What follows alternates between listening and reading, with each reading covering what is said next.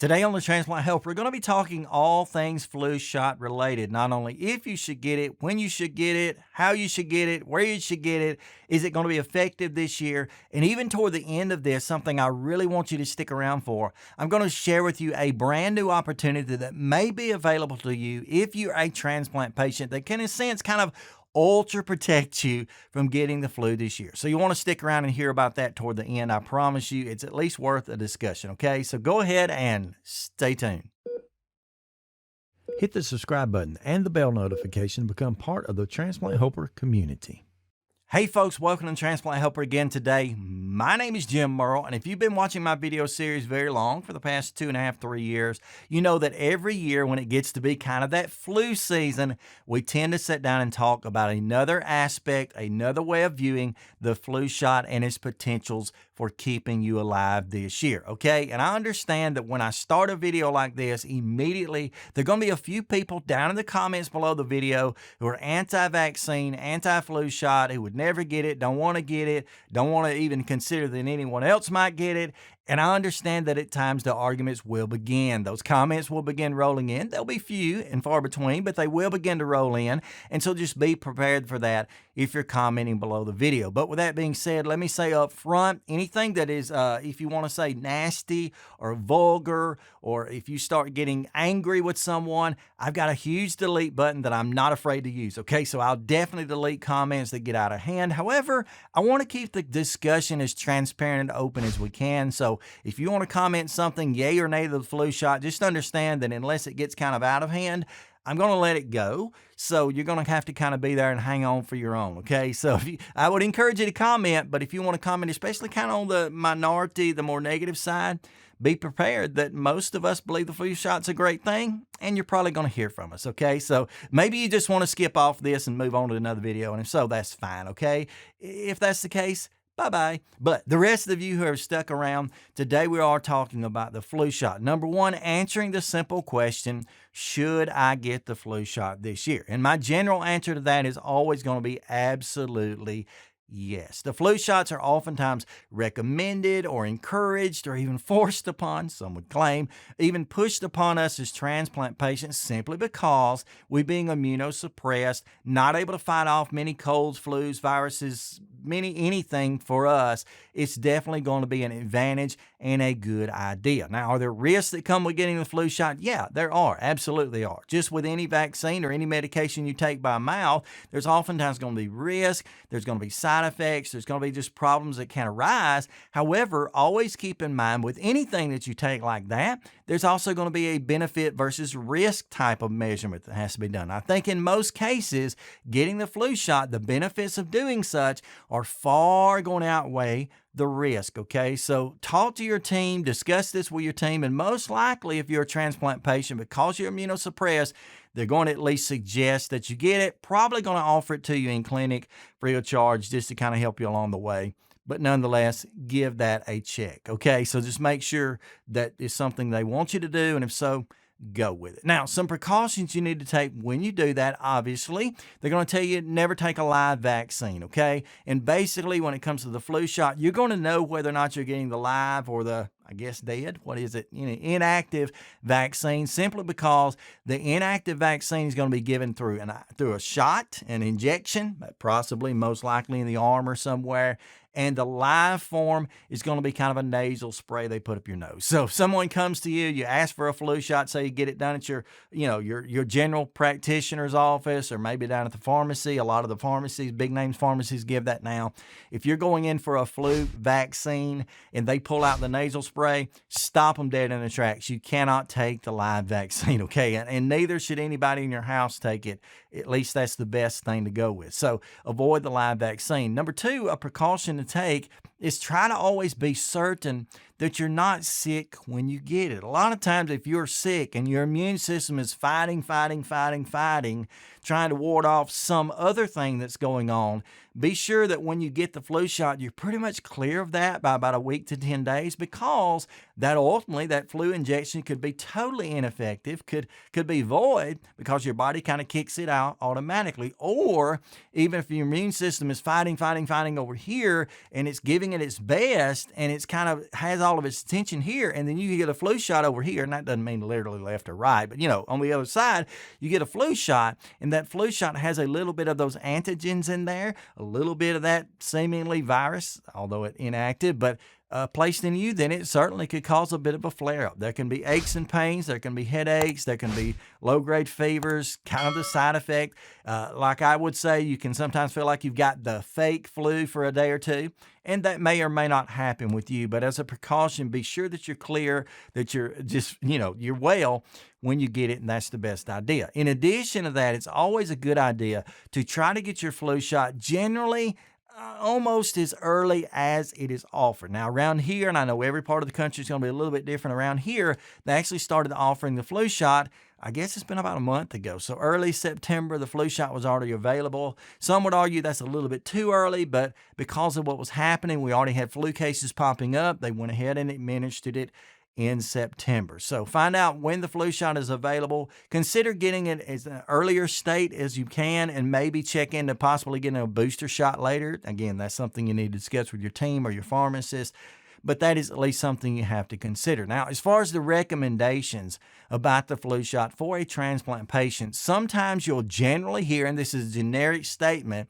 you'll generally hear from your team that they don't recommend that you get a flu shot until you're 1 year post-transplant. So like me, I was transplanted in May. In general, they might suggest that I don't get a flu shot for a full year after that. Now, in more conservative terms, that's usually what happens, but more precise terms, more terms that are not quite as general, oftentimes they'll say, no, that threshold's not a year. It's much shorter than that. It's more like 3 to 6 months. And I think that may more likely be what you hear across the board, 3 to 6 month window. They're just not allowing you yet generally to get that immediately after transplant. But there may be a few exceptions. Say, for example, I was transplanted in May. So by the time flu season came around in October-ish, I was actually able to go ahead and get the flu shot. But in some cases, say, for example, like many were, and I'm thankful that so many were blessed this past month, I kind of at least feel like I noticed a little spike in transplants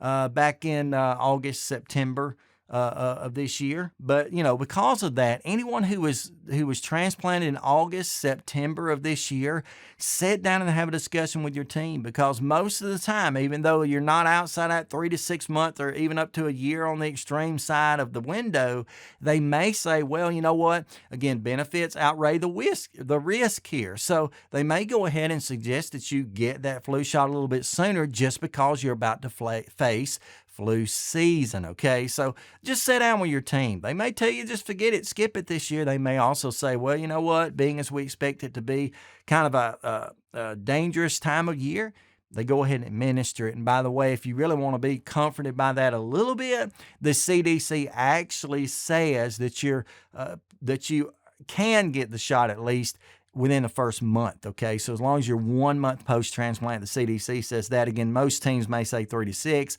Some teams may even say a year.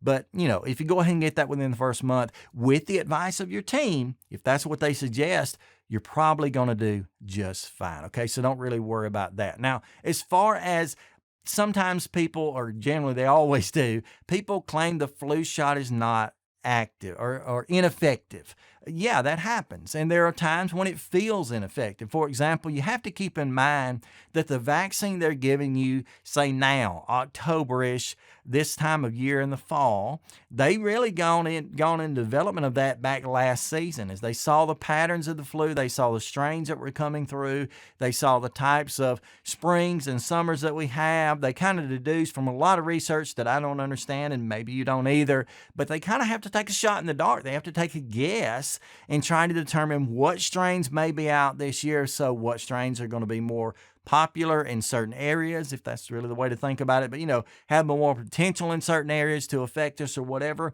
And they got to combine a few different strains, a limited amount of strains, pack that into the vaccine itself, and then distribute that and almost hope for the best. So there are going to be times when the flu shot does seem more ineffective than others, and that could definitely be because, hey, they missed it. They dropped the ball. They guessed on the wrong thing. The roll of the dice, the gamble wasn't there.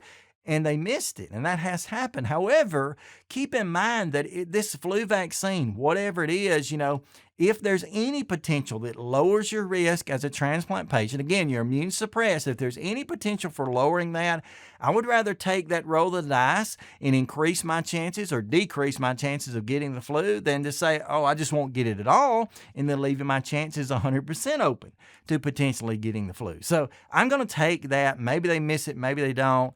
And again, they're taking a shot in the dark sometimes, but we have to just hope for the best. Now, in addition to that, something we really need to consider is you have to consider that partly why these vaccines may seem ineffective at times is because we haven't achieved what is called herd immunity. Now, if you're not familiar with herd immunity, I've actually got a good friend with a YouTube channel. He's a medical doctor. He does an outstanding job of talking about herd immunity, trying to explain it. I'll put it up here in the corners and in the description below. You can go check that video out at the end of this one. It'll also be in the card at the end of the video. You'll see it pop up on a square somewhere around here. But herd immunity, in a nutshell, basically says that you have to vaccinate a whole herd of people in order to gain the maximum amount of effectiveness by any given vaccine, okay? And so what that means is, say, take the U.S. population. If only 5% of the U.S. population are vaccinated this year from the flu, which is going to be low, it'll be much more than that, but if, say, only 5% were vaccinated, we're never going to achieve herd immunity. Herd immunity only is achieved when 95% of the population are vaccinated. And because of that, what it means is, yeah, I may take the flu shot. It may not quite work for me, but if it works for those who I'm exposed to most often, say people in your community, people in the workplace, people in the school, if they all got the vaccine as well, and that flu is not floating around in general in your population, then you're going to be better off. And there will be parts of the country that are like that. Larger cities may have actually better protection than we do, say, in a rural, how do you say that? Rural? A small community than it would in a larger city, because you may have people more spread out, but they didn't necessarily get the shot. So, it's just, again, a shot in the dark at that, but we do want to try to achieve herd immunity. And you can't necessarily determine what happens with your neighbor, with your classmates, all these people out in the workplace, but you can determine what happens with you, and you can effectively try to determine what happens in your family. That's why more times than not, if your transplant team suggests that you get the flu shot, they're going to turn around and suggest that everybody in the household gets it as well, because by them not catching it or potentially lowering their chances of catching it, at least they're not sharing it with you in an environment that's so close-knit that you can't escape. And you've probably seen some of my videos, how to avoid the flu. The best way to avoid the flu is that if someone in your household comes down with the flu, you pack a bag and you walk out the door. That's the best way to get out of the flu situation. But, that's not always possible. So that herd immunity, whether it be the community, the school, the workplace, or especially your family, even that tighter knit position or relationship, you need everybody to be vaccinated. So if you're a spouse, if you're a child, a grandchild, a parent of someone who's been transplanted, yeah, the doctor may not be kind of pushing you to get it directly, but please do your family member a favor and go ahead and get vaccinated, because by you staying well, potentially they can stay well, or at least you can give them a place, a bubble where they can stay well for the season. So my opinion, get the flu shot, wait 3-6 months or so to get it. Be absolutely sure that you're not sick when you get all the things. But here's the last one. And this is kind of what excites me, because this is something I kind of stumbled upon the other day. Someone asked a question about it. I did some research and found out that if you're a transplant patient, there may be, let me say that word again, there may be, I don't know that there will be, there may be an opportunity for you that you did not know was available, and that is to get a much more powerful, if you will, version of the flu shot. There is a type of flu shot that is given. It is the injection. It is a non-living virus, okay? So it's not the live version, but there is a type of injection you can get that generally has been approved for the population 65 years and older, okay? So 65 years and older have had the opportunity for a while now already to go in and request that at their doctor, at the pharmacy, or maybe they just see their age on the paper and they go ahead and give it. But to get a flu shot known as a FluZone, And that's just what it looks like, FULZONE, FluZone shot, which can have as much as 4 times more antigen in it than the normal or regular flu shot you just get anywhere without asking, okay? So it may be possible for you, if you're a transplant patient, if your team suggested or was willing to back you on this, where you can get a flu shot that has 4 times more antigens in it to help to prevent the flu than everybody else gets. So you can get a super drug, if you will, that puts an even thicker case or thicker bubble around you during this flu season, okay? And it's generally, again, it's reserved for people 65 or older. I'm 44. I haven't talked to my doctor yet about this, but I do plan to when I go over there, after tomorrow. I'm going to ask him about it, even though I've already had the flu shot. I'm going to ask him, could I have, or maybe can I get this super version of the flu shot, that FluZone, to help to protect me a little bit more. And I think it's a possibility. We are immune suppressed. We are some special situation folks.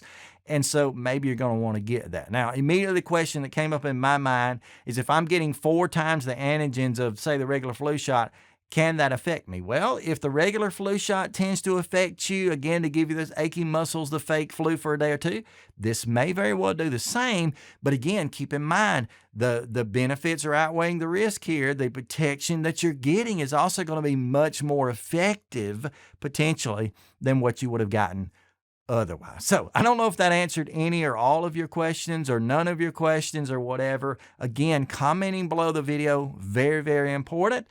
We can grow as a community. We can learn from one another. And I usually learn more in the comments of the videos than I was able to learn actually researching and studying these subjects. So please, I encourage you to comment below. Remind you, if you want to argue about that, you're on your own, or if you want to be ugly about it, you could get deleted. That's just the fact. This is my channel. It's our channel as a community.